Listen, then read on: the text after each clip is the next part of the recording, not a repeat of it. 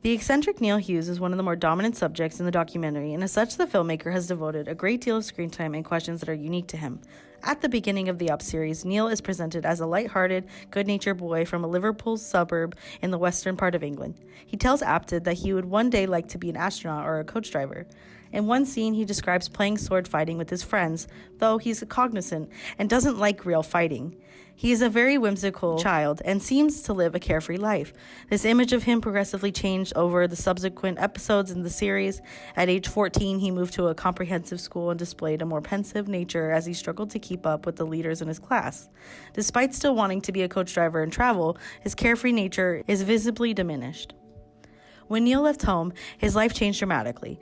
He had a short stint at Aberdeen University, but dropped out after a short time, stating that he felt an immense need to get out of the system. After that, he became fairly transient. We see him squatting in London at 21, living in a trailer in Scotland at 28, a council flat in the Shetland Islands at 35, and other various living situations, including homelessness.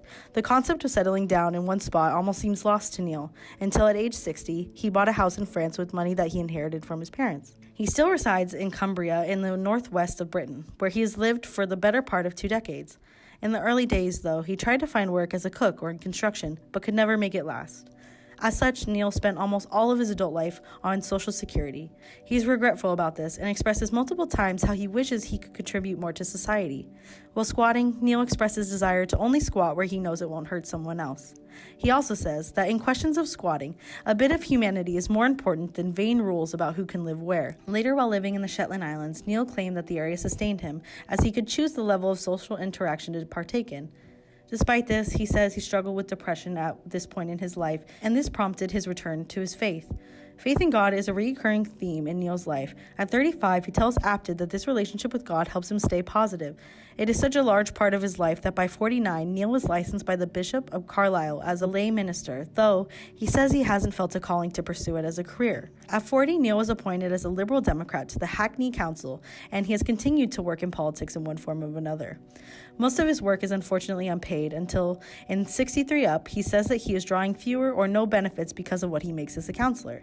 He says he wasn't accomplishing anything by himself and that he saw his reps making decisions that he didn't agree with, and that it's simply apathy that leads to bad government. Eventually settling in Cumbria in the west of England, Neil says his political work has more of an effect here. Throughout Neil's life, Apted has prompted him with a variety of questions that weren't offered to other participants. These questions center on Neil's interactions with other people, his friendships, relationships, and his sanity. When he was a boy, the documentary saw him playing and riding bikes with his friend Peter. As an adult, we mostly see him alone. He tells Apted that he has friends, but we don't see them save for Bruce. He says they became fast friends after 35 Up, and Neil stayed with Bruce when he moved back from London in his late 30s. He even played a role in Bruce's wedding. Neil struggles, however, with relationships concerning the opposite sex. He discusses it numerous times and consistently said that it's something he's not opposed to, but he struggles to find someone who will put up with him. He mentioned a girlfriend he had for a while. Shortly after 56 Up, Neil did meet a woman. Though he doesn't give her name, he tells Apted that they met at the village pantomime, they fell in love and got married. His nature, however, ended up prevailing. They had a falling out and got divorced.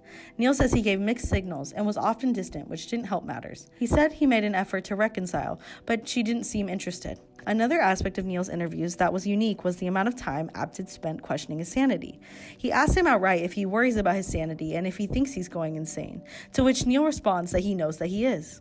There's talk of doctors and treatment for a time, but by 35 Up, he had decided to forego medical treatment and leave it all up to God, a decision he stands by and is proud of. Despite saying his depression played a role in his divorce, he insists on not relying on man-made solutions. One final aspect of Neil Hughes is his love for the theater. In his early 30s, he began acting, writing, and sometimes directing the village pantomime. He has had limited success with directing, stating he was overly opinionative and authoritative. He has continued writing and says he tries to do so every day. He claims it's one of his aspirations to have his work published or utilized, but that there hasn't been really any interest. He has written numerous plays, poems, and even a biography, which still remains unpublished. The Untold Story. Few can say they have the life experience of Neil Hughes. The documentary follows him from the happy child skipping to school, through the adversity, homelessness, and strife, to the eventual man who loves writing, politics, and God. Did Michael Apted portray him accurately? Neil feels compelled to let the public know that this has been Apted's interpretation of his life. George Jesse Turner, one of the longtime cameramen for the project, says that they occasionally do set things up, but this is minimal, and the crucial magic moments are the result of being diligent. When Neil is asked in an interview how the 7-year-old version of himself would react to the present version, he responds with his usual logic in saying he wouldn't have considered such things. There are aspects to all the participants' lives that didn't make it into the documentary, and Neil is no different. To start, Neil's not getting into Oxford and later dropping out of Aberdeen University is well established in the documentary, but he did later go on to get a Bachelor of Arts from Open University. From there, Apted chooses to focus more on Neil's relationships with other people and glosses over much of his public service. For instance, after he was nominated on the Cumbria County Council in Eden Lake Division, he was also appointed to the Management Board, the Scrutiny Committee, Chair of Scrutiny Subcommittee, the Local Committee for Eden, and a reserve on 3 other councils, including the Pension Committee. One reporter from the New Yorker said that he's the most contemplative of the group, and that he's the only one still asking questions. Now, Neil has said and maintains that Apted was a well-organized professional with some filmmaking craftsmanship, but there are some factors that affect the content of the documentary. For instance, the participants were all paid a cash sum for their participation in each film. Producer Claire Lewis says it's enough for a vacation. This is of serious interest to viewers, as they may not have participated in the same way if they weren't paid. It changes the relationship the subject has with the director, crew, and camera. What's even more concerning is how the people making the film felt about their subjects. In an interview shortly before his death, Apted reveals a startling revelation about Hughes. Apted claimed that he was what I feared I could have been if I had done quite wrong. This image that he has of Hughes has affected what he chose to include in the documentary. We can see here why Neil said that this was Apted's interpretation of his life. How does Neil feel about all this? Well, to begin with, he doesn't watch TV, so he hasn't seen most of the installments. He says that for most people, what's on TV is more real than the truth, but people must remember that there's always someone behind the camera. Obviously, Neil wants people to remember that there is far more to a person's life than what someone else records, but he also says that people tell me I'm portrayed as triumphing over the odds, but that's not how I see my life at all. I'm grateful for the successes, but I see my life as ultimately a failure. I failed in almost everything I've ever tried to do. It's at this point we begin to see the myriad of life events, questions, edits, opinions, and more that contribute to the image of Neil Hughes. In the end, it can be said that the aspects of his life have been accurately portrayed in the documentary, but that there is far more to him than what the audience saw, both good and bad. Compositional cues. In the episode 7 Up, the participants within the interview are either just Neil alone or with Peter Davies. The location is within a classroom or an office with minimal objects in the background. Also, nothing seems to occur in the background. Interviews are intentionally focused just on the subject. B-roll and activities include skipping in the neighborhood, the first party with all of the children, and playing in the park. As for visual representation, Neil seems childish, happy, and hopeful.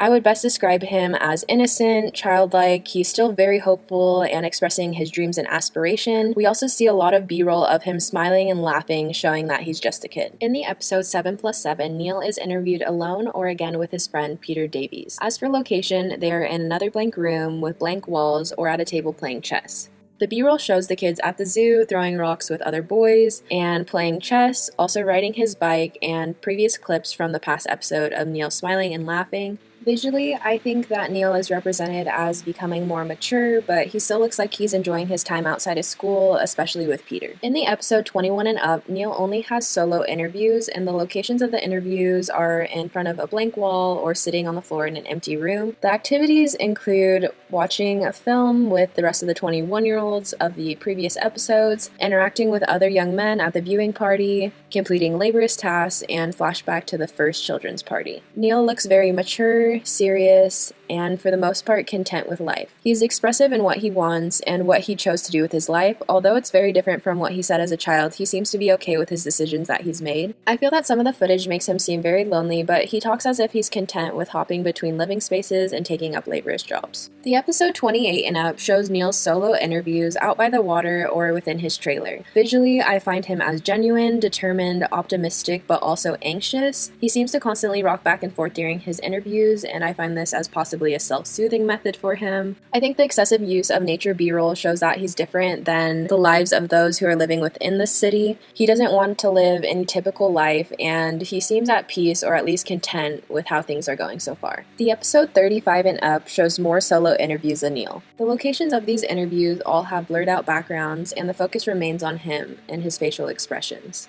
There's also old interview footage of him alongside the water. The B-roll in this episode shows previous interview clips, hitchhiking, riding in a car along the water, walking in the rain and outdoors, animals roaming around rural land, shopping for groceries, him at the children's theater, him acting and singing and writing too.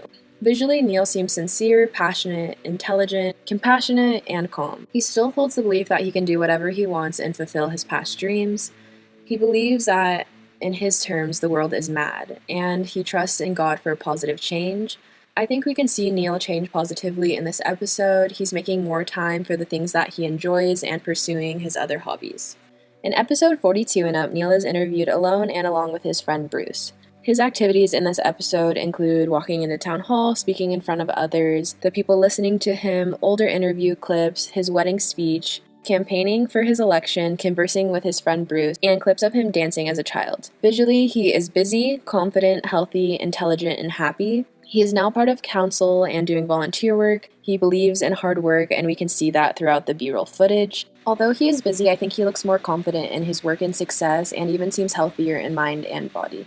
49 and up shows Neil being interviewed alone inside of the church or in some sort of office or room. The B-roll shows previous clips from other interviews, him driving his own car, meeting with council members in the office, riding his bike, smiling and laughing in interviews, going around to voters, singing with women, praying or preaching, and volunteer work at the bookstore. He looks happy, patient, wise, confident, and relaxed. He knows that life is short, so he chooses to live each day to its full extent. Episode 56 and up shows Neil's solo interviews within the church or from the previous episode. The activities taking place are showing him active in his politics, singing in church, leading services, greeting people paddle boating outside, riding a bike, or walking around his community. Visually, he looks satisfied with life. He is very intelligent, active, social, and seems thoughtful within his interviews.